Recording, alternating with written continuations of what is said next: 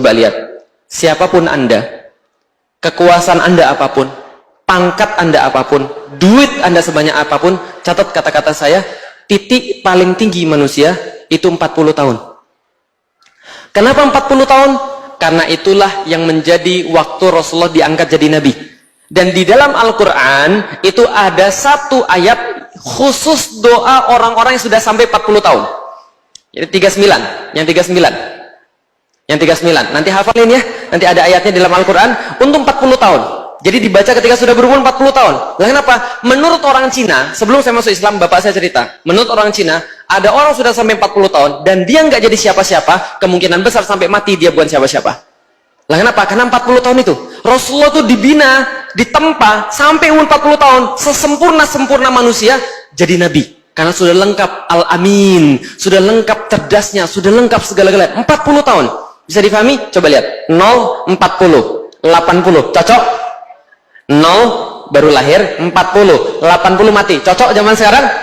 Cocok. Enggak cocok Ustaz. Katanya 60 sampai 70. Oke, 35. 0, 35, 70. Cocok?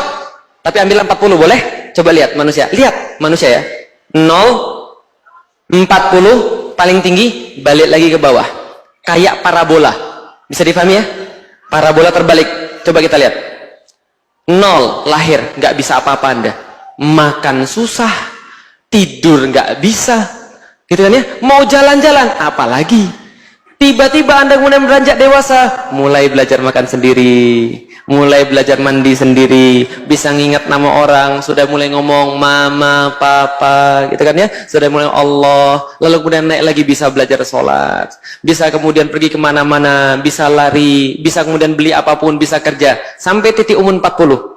Setelah 40, nurun itu semua.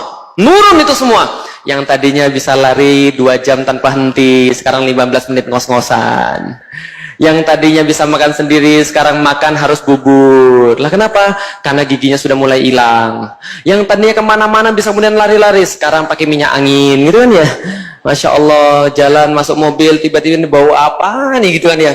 Bau-bau ibu-ibu dan bapak-bapak yang sudah diintai malaikat maut, kan itu. Sudah pakainya bukan minyak wangi lagi, minyak angin. Nah, turun lagi ke bawah, sudah mulai lupa nama orang, sudah mulai susah untuk berbicara, sudah mulai tahu nggak enak kemudian pinggangnya, jalan sudah susah. Balik lagi nggak? Balik, dimandiin lagi. Gitu kan ya? Kemudian nunggu mati, kan itu kan ya? Lah, makanya kata Rasulullah, itu yang namanya mati itu pengingat paling besar bagi orang-orang tua. Dan para ulama berkata, kalau ada orang tua nggak ingat mati, itu kurang ajar.